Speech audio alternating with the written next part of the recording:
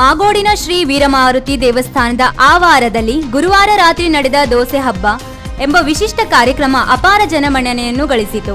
ಸ್ಥಳೀಯ ಕ್ರಿಯಾಶೀಲ ಸಾಮಾಜಿಕ ಕಾರ್ಯಕರ್ತ ನಾರಾಯಣ್ ಭಟ್ ಮೊಟ್ಟೆಪಾಲ್ ಅವರ ನೇತೃತ್ವದಲ್ಲಿ ದೋಸೆ ಹಬ್ಬ ಸಮಿತಿಯಿಂದ ಕಾರ್ಯಕ್ರಮ ಆಯೋಜಿಸಲಾಗಿತ್ತು.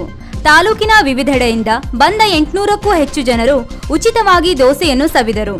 3 ಕಾವಲಿಗಳ ಮೂಲಕ ಉದ್ದಿನ ದೋಸೆ, ಕಬ್ಬಿನ ಹಾಲಿನ ದೋಸೆ ಹಾಗೂ ಈರುಳ್ಳಿ ದೋಸೆಯನ್ನು ಸ್ಥಳದಲ್ಲಿಯೇ ಸಿದ್ಧಪಡಿಸಿ ವಿತರಿಸಲಾಯಿತು.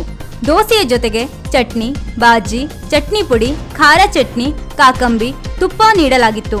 ಸುಮಾರು 3 ತಾಸುಗಳ ಕಾಲ ನಿರಂತರವಾಗಿ ದೋಸೆ ತಯಾರಿಸಿ ವಿತರಿಸಲಾಯಿತು. 50ಕ್ಕೂ ಹೆಚ್ಚು ಕಾರ್ಯಕರ್ತರು ಹಿಟ್ಟು ಬೀಸುವುದು, ದೋಸೆ ಸಿದ್ಧಪಡಿಸುವುದು, ಬಡಿಸುವುದು, ಸ್ವಚ್ಛತೆ ಮುಂತಾದ ಕಾರ್ಯಗಳಲ್ಲಿ ಶ್ರಮಿಸಿದರು.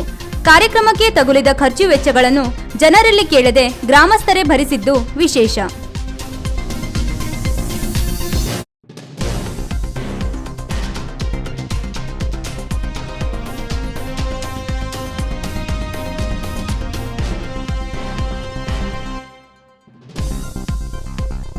ವೀಕ್ಷಕ ಮಹಾಪ್ರಭುಗಳೇ, ನಮ್ಮ ಚಾನಲ್ ಅನ್ನು ಸಬ್ಸ್ಕ್ರೈಬ್ ಮಾಡಿ, ಶೇರ್ ಮಾಡಿ, ಪ್ರೋತ್ಸಾಹಿಸಿ.